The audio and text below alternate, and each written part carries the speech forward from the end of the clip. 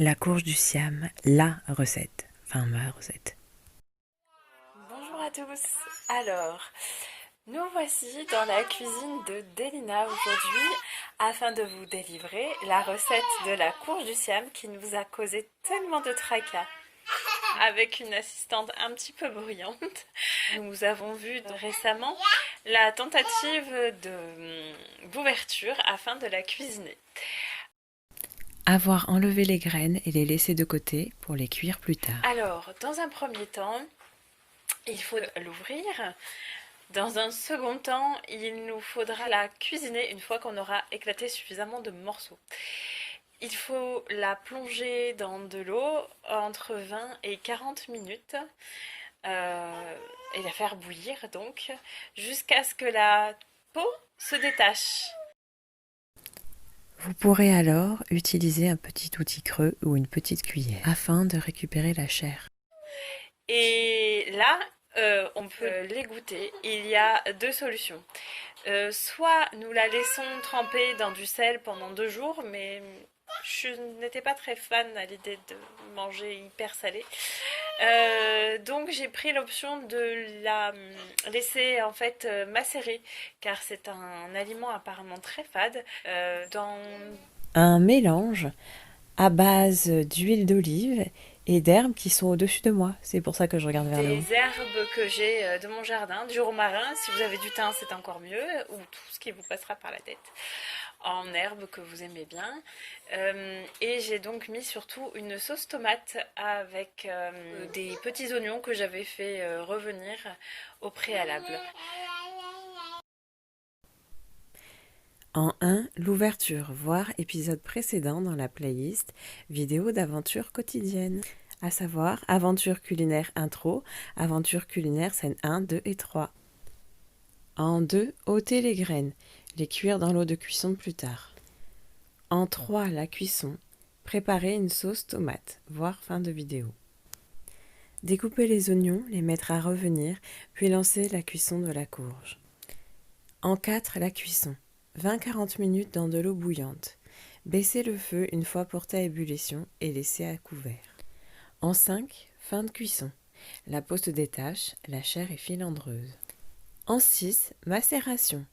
Une nuit ou une journée avec de la sauce tomate. Petite anecdote, la courge peut être cuisinée en choucroute, mais elle est également utilisée en confiture, par les Espagnols notamment, confiture aux cheveux d'ange aromatisée au citron ou à l'orange.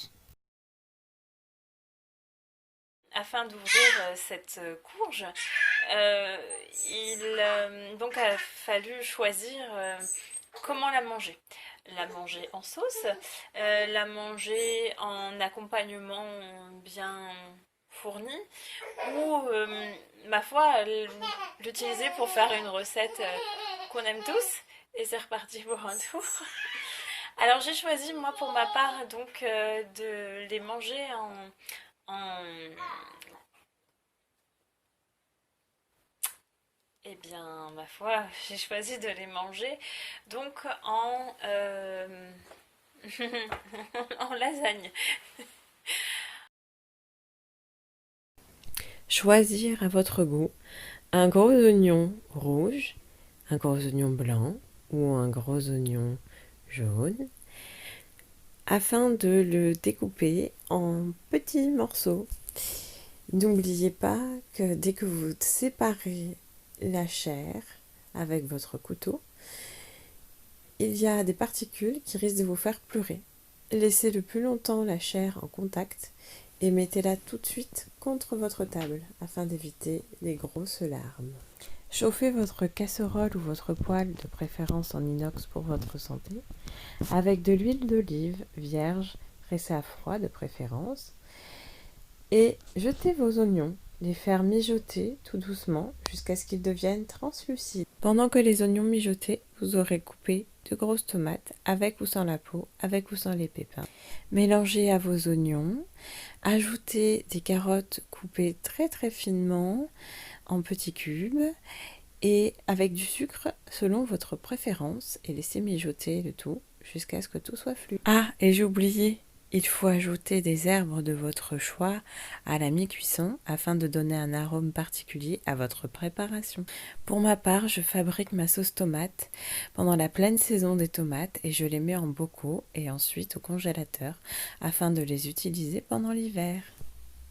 Voilà, c'est fini. La suite de ma recette de la courge dans la prochaine vidéo. Préparer une petite béchamel. Alors, la béchamel, si vous êtes comme moi dans un objectif en fait de ne plus utiliser de produits laitiers, eh bien tout simplement vous prenez de l'huile neutre que vous allez faire chauffer dans une casserole et vous allez incorporer au fur et à mesure que l'huile chauffe de la farine.